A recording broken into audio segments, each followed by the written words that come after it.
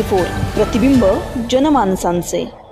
नगर शहरात सकाळी गोमातेला चारा, संध्याकाळी कत्तल। अहिल्यानगरात हिंदू संघटना आक्रमक। बकरी ईद दिवशी मांस कचरा डेपोमध्ये गोवंश अवशेष आढळल्याचा दावा। दोषींवर कठोर कारवाई करण्याची मागणी। बकरी ईदच्या पार्श्वभूमीवर शहरात दोन वेगवेगळ्या घटनांमुळे वातावरण तापले आहे।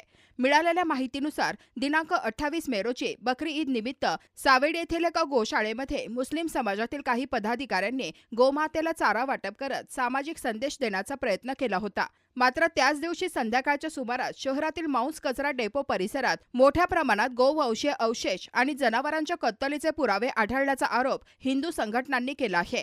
या घटनेनंतर संतप्त झालेल्या सकल हिंदू समाजाच्या पदाधिकाऱ्यांनी शुक्रवार दिनांक 29 मे रोजी जिल्हा पोलीस अधीक्षक कार्यालयात निवेदन देत दोषींवर तत्काळ गुन्हे दाखल करण्याची मागणी केली।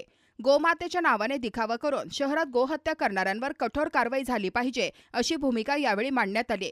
यावेळी हिंदू संघटनांचे पदाधिकारी आणि कार्यकर्ते मोठ्या संख्येने उपस्थित होते। काल बकरी ईद निमित्त काही मुस्लिम समाजाच्या लोकांनी गाईला चारा देऊन आम्ही कसे सेक्युलर आहोत हे दाखवण्याचा प्रयत्न केला।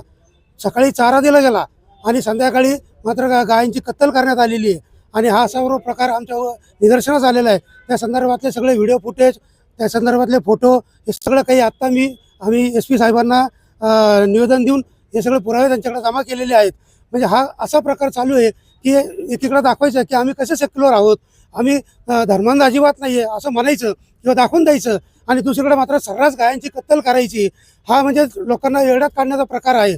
दुसरी गोष्ट, त्यांनी काल बाईट देताना सुद्धा असं म्हटलेलं आहे की वारंवार त्या बाईटमध्ये त्यांनी अहमदनगर असा उल्लेख केलेला आहे, जेव्हा की संविधानाने ज्या घटनेने जे अधिकार दिले त्या अधिकाराचा वापर करून शासनाने नगर शहराचं नाव बदलून अहिल्यानगर केलेलं आहे। परंतु असं असताना सुद्धा त्या ठिकाणी वारंवार अहमदनगर असा उल्लेख करून त्या बाबतीतही त्यांनी हिंदू धर्मांच्या भावना दुखवण्याचा प्रयत्न केलेला आहे। आता त्या कत्तलीच्या संदर्भात सुद्धा राज्य सरकारने आदेश दिलेला आहे की या कत्तल करणाऱ्यांना, गोवंशाचा कत्तल करणाऱ्यांना मोक्का लावण्यात यावा। असं असताना सुद्धा हे लोक सर्रासपणे ह्या गोष्टी करत आहेत। त्यामुळे ही बाब आम्ही आता पोलीस प्रशासनाच्या निदर्शनास आणून दिलेली। काय आश्वासन दिले गेलं तुम्हाला? पोलीस प्रशासनाने असं सांगितलेलं आहे की आम्ही या सगळ्या गोष्टीची माहिती घेतो आणि त्यांच्यावर मोक्कानुसारच कारवाई करू असा त्यांनी शब्द दिलेला आहे मला। जय श्रीराम। गोवंश हत्याबंदीचा कायदा असताना सुद्धा काल अहिल्यानगरमधील मालेवाडा परिसरातील ब्राह्मण गल्ली या ठिकाणी गोवंशाचं मांस सांडून आलं आणि एक प्रकारे हिंदूंच्या भावना दुखवण्याचं बकरीच्या दिनी पाप हे हरामखोर जिहादी मंडळीकडून करण्यात आलेलं आहे।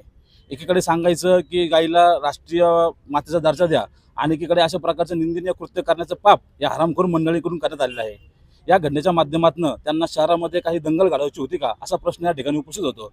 तर आमची आज या निवेदनाद्वारे अशी मागणी आहे की या घटनेच्या पाठीमागचा मास्टरमाइंड शोधला पाहिजे, हे कृत्य करणारा आणि त्यांना मदत करणारे जे सिंडिकेट आहे ते शोधलं पाहिजे। एकीकडे सांगायचं की गाईला मातेचा दर्जा द्या आणि हे जे निवेदन द्यायला ही जी कसायांच्या जीवावर जगणारी आवलत होती, कसायांच्या पकडावर जगणारी हे जे लोक होती, यांनी निवेदन देऊन सांगितलं की गोमातेला दर्जा द्या आणि नरेंद्र मोदी साहेबांच्या नावाने आगपकड केली। वास्तविक पाहता यांचेच आर्थिक लागेबांधे या कसाईंशी आहेत। खरं म्हणजे या हरामखोर मंडळींचं आर्थिक जे आहे गणित ते सगळं या कसायांच्या जीवावर अवलंबून आहे। यांचे सगळे धंदे जे आहेत हे 2 नंबरचे धंदे आहेत। तर आमची या नियोजनाची अशी मागणी आहे की या सर्व प्रकरणाची पाळीमुळे खणून काढली पाहिजे आणि या पाठीमागचा मास्टरमाइंड शोधून काढला पाहिजे आणि भविष्यात अशा घटना घडू नये यासाठी प्रशासनाने दखल घ्यावी। अन्यथा सकल हिंदू समाजाच्या मार्फत एक मोठं जन आंदोलन उभं करून या हरामखोर कसायांना त्यांची जागा दाखवण्यात येईल।